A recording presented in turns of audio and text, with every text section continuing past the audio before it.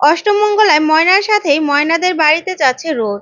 গুঞ্জাকে phone করে জানিয়ে দিল রুদ্রর।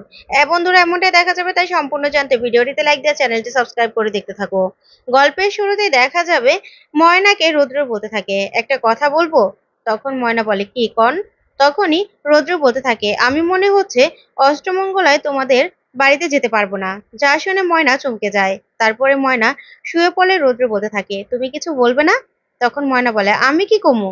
আর আপনি এখনই বা আমারে এই রাত্রেবেলা এই কথা কেন কইতাছেন সেটাই তো আমি বুঝতে পারতাছি না। তখন রুদ্র বলে, বারে তোমাকে বলবো না তাহলে কাকে বলবো? তখন ময়না বলে, শোনেন, আমি কি আমাকে বাড়িতে যাওয়ার লেগে আপনারে দাওয়াত দিছি নাকি? যে দিছে তারে ফোন কইরা কইবেন। বাবারে সকালবেলা ফোন কইরা আপনি না কইরা দিয়েন, ঠিক আছে? তখন এই কথা শুনে রুদ্র বলতে থাকে, কেন আমি কেন না করব? তুমি তোমার বাবাকে ফোন করে বলে দিও যে তুমিও যেতে পারবে না। তখন ময়না বলে, কেন? আমি কেন এই কথা কমু? তখন রৌদ্র বলতে থাকে, মার শরীর ভালো নয় সেই কথাই বলবে। তখন ময়না বলতে থাকে, আপনার যে বুদ্ধি, আপনি শুধু শুধু পড়ালেখাই করছেন, মাথায় কোনো বুদ্ধিই নাই। আমি এই কথা কমু আর বড় মা সেইটা মাইনা নিব? আপনি কি মনে করছেন বড় মা আমাদেরকে ওই বাড়িতে পাঠানোর জন্য অস্থির হইয়া আছে? আর আপনি কি না কন আমি বাবারে ফোন কইরা কমু যে আমি যামু না? এই কথা কইলে বড় মা মাইনা নিব? বড় মা জিজ্ঞাসা করব না? আর বড় মা যদি জানতে পারে যে আমরা যামু না, তখন তখন বড় মা কি করব? কষ্ট পাইবো না? সেটা আপনি বুঝতে পারেন না? তখন এই কথা শুনেই রৌদ্র অবাক হয়ে যায় আর বলতে থাকে, তুমি বুঝিয়ে বলবে মাকে। তখন ময়না বলতে থাকে, না, আমি পারমু না। দেখলেনই তো যে এখন এই কাগজ খান দেইখা বড় মা কতটা কষ্ট পাইলো। আপনি নাকি বড় মার কষ্ট বোঝেন? আমার মনে হয় আপনার মাথায় কোনো বুদ্ধি নাই, বুঝতে পারছেন? তখন এই কথা কইয়া ময়না খুব রাগ করতে থাকে রৌদ্রের উপর। তখন রৌদ্র বলতে থাকে, আচ্ছা তুমি এরকম করছো কেন? তখনই ময়না বলতে থাকে, হ্যাঁ, আপনি বা হঠাৎ করে কেন যাইবেন না সেটাই তো বুঝতে পারতাছি না। তা আপনি যাইবেন না কেন? তখন এই কথাতেই রৌদ্রর কিছুই বলে না। তারপরে রৌদ্ররে ময়না বলতে থাকে, আপনি আপনি সেই রাগটা আমার উপর দেখাইতেছেন যে কাগজ খান বড়মা দেইখা কতটা কষ্ট পাইছে। কেন আপনি এটা বুঝতে পারেন নাই যে বড়মার কাছে আরেকটা ডুপ্লিকেট চাবি আছে? তাইলে আপনি এই কাগজ খান অন্য জায়গায় রাখতে পারলেন না? তখন রৌদ্র বলতে থাকে, হ্যাঁ, বুঝতে পেরেছি, আমারই সব দোষ হলো তো। তখন ময়না বলতে থাকে, আচ্ছা একটা কথা জিজ্ঞাসা করুম। তখন রৌদ্র বলে, বলো। তখন ময়না বলে, হঠাৎ করে কেন যাইবেন না? তখন আর রৌদ্র কোনো কথা বলে না। তারপরে সকালবেলা দেখা যাবে মেঘকে রৌদ্র বলতে থাকে, দিদি, আমি বাংলাদেশ যেতে পারবো না, আমার একটা কাজ আছে। তখনই মেঘ বলতে থাকে, কি বলছিস রৌদ্র? তোর মাথা ঠিক আছে? মা এমনিতেই অসুস্থ, মার এমনিতেই শরীরটা ভালো নয়, তার মধ্যে যদি মা জানতে পারে যে তুই ময়নার সাথে অষ্টমঙ্গলা যাবি না, তাহলে মা কতটা কষ্ট পাবে তুই একবার ভেবে দেখেছিস?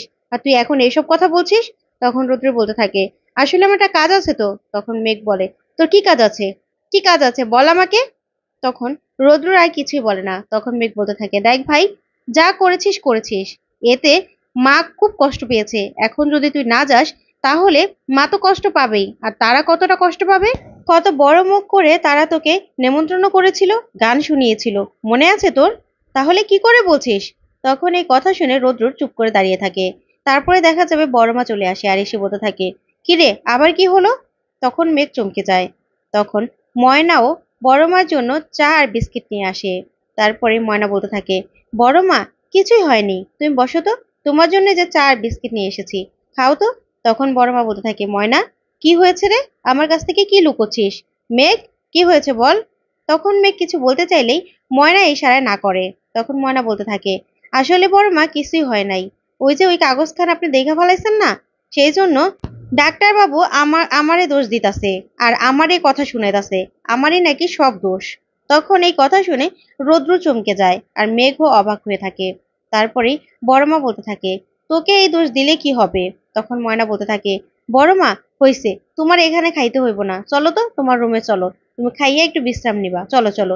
এই বলে বড় মাকে নিয়ে ওখান থেকে চলে যায় ময়না। তখন মেঘ বলতে থাকে, দেখেছিস ভাই, ময়না মার কথাটা কতটা ভাবে আর কিভাবে কথাটা কাটিয়ে নিল। আর তুই সেই মেয়েটার কথা কিছুই বুঝতে পারছিস না, মেয়েটাকে এভাবে কষ্ট দিচ্ছিস। ঠিক তখনই সেখানে গুঞ্জা চলে আসে। গুঞ্জাকে দেখেই চমকে যায় ময়না, মেঘ আর রুদ্র। তখন রুদ্র বলতে থাকে, গুঞ্জা তুমি এখানে? তখন গুঞ্জা বলতে থাকে, হ্যাঁ, আমার অফিসিয়ালি জন্মদিনের তোমাকে নেমন্ত্রণ করতে এসেছি, স্পেশালি তোমাকে। যা শুনে মেঘ আর ময়না চমকে যায়। তারপরে রৌদ্র বলতে থাকে, গুঞ্জা এসব কথা তো আমাদের মধ্যে হয়ে গেছে, তাহলে তাহলে কেন এখানে এসেছো? তখন গুঞ্জা বলতে থাকে, না আসলে ভাবলাম যে তোমাকে আবার মনে করিয়ে দিয়ে যাই। তা আন্টি কোথায়? আসলাম যখন আন্টির সাথে দেখা করে আসি। তখন রৌদ্র বলতে থাকে, না গুঞ্জা, তোমাকে দেখা করতে হবে না, মার শরীরটা ভালো নয়। তখন গুঞ্জা বলতে থাকে, ও। তারপরে দেখা যাবে ময়না বলতে থাকে, হ্যাঁ গুঞ্জা দিদি, তোমাকে আর যেতে হবে না, মার শরীরটা ভালো নয়। তখনই দেখা যাবে গুঞ্জা মনে মনে বলতে থাকে, ও রৌদ্র, তুমি ময়নার কথায় তাল মিলাচ্ছ? আচ্ছা, দেখাচ্ছি মজা। তারপরে দেখা যাবে গুঞ্জা বলতে থাকে, ময়না, আমার জন্মদিনে তুমিও কিন্তু যেও। তখনই রৌদ্র বলতে থাকে, এরকম ওকে কেন বলছো?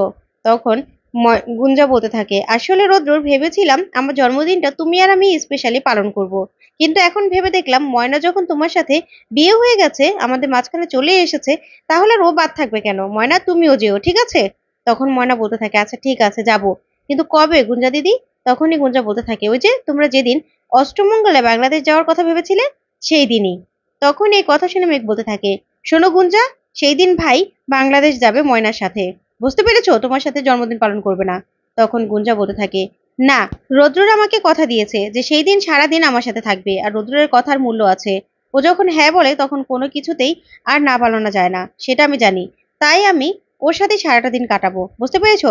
তখনই রৌদ্র বলতে থাকে, আহ গুঞ্জা, হয়েছে তো, এবার যাও। তখনই গুঞ্জা এসব কথা বলেই ওখান থেকে চলে যায়। তারপরে মেঘ বলতে থাকে, ভাই, এসব কি হচ্ছে? কি হচ্ছে এসব? তুই কেন গুঞ্জার সাথে এতটা জড়াচ্ছিস? তুই কেন কারো কথা ভাবছিস না বলতো? মা যদি এসব জানতে পারে, তাহলে কতটা কষ্ট পাবে বলতো? তখন ময়নাও খুব কষ্ট পায়। কষ্ট পেয়ে রৌদ্রকে বলতে থাকে, ও, এটাই ছিল আপনার জরুরি কাজ? তখন এই কথা বলেই ময়না ওখান থেকে চলে যায়, আর রৌদ্র অবাক হয়ে তাকিয়ে থাকে। তারপর দেখা যাবে বড় মার সাথে কথা বলতে থাকে ময়না। আর তখনই রৌদ্রর মোবাইলটা নিয়ে আসে, যে ময়না, তোমার বাবা ফোন করেছে। তখন ময়না বলতে থাকে, আপনি রিসিভ করেন না? তখন রৌদ্র রিসিভ করে ওর মাকে দিলেই ময়নার বাবা বলতে থাকে যে, মা আপনার সাথে কথা কইব। তখনই ময়নার শাশুড়ির সাথে ঠাম্মি কথা বলতে থাকে আর বলতে থাকে, নাচ জামাই কই, ওরা কখন আসবো? তখনই রৌদ্রকে বলতে থাকে, রৌদ্র বল, কখন যাবি? তখন ঠাম্মি বলতে থাকে, ওরা 1 সপ্তাহ যেন ছুটি নিয়ে আহে। এখানে সবাই খুব আগ্রহে আছে, কবে ময়নারা আইবো, সবাই কবে কোন দিন ওদেরকে নেমন্ত্রণ করব সেইটাই আলোচনা করতেছে। আর ওর বাড়ি একদিন তো আরেক বাড়ি আরেক দিন, এরকম কইরা অনেক মেলা বাইত ওদেরকে নেমন্ত্রণ করছে। তখন এই কথা শুনে খুশি হয়ে যায় ময়না সহ সবাই। তারপরে দেখা যাবে রূপাই বলতে থাকে যে, সবাই তো নারকেল পায়রা পিঠা বানাইতেছে আরো কত কিছু, যা শুই না অবাক হয়ে যায় সবাই।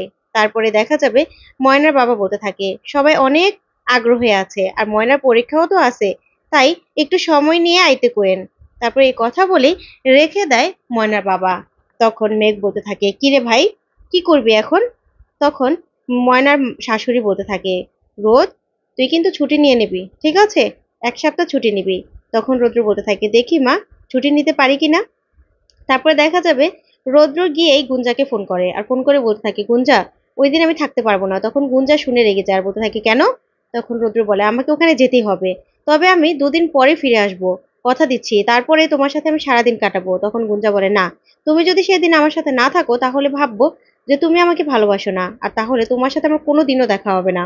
তখন রৌদ্র বলতে থাকে, কেন তুমি জেদ করছো? কেন আমার কথাগুলো শুনছো না? ওইদিকে ময়না সব কথা শুনে অবাক হয়ে যায়। তখনই ফোনটা রেখে দিলে রৌদ্র বলতে থাকে, তুমি কি শুনছো আড়ি পেতে? তখন ময়না বলে, না, কিছুই শুনতে পাইনি।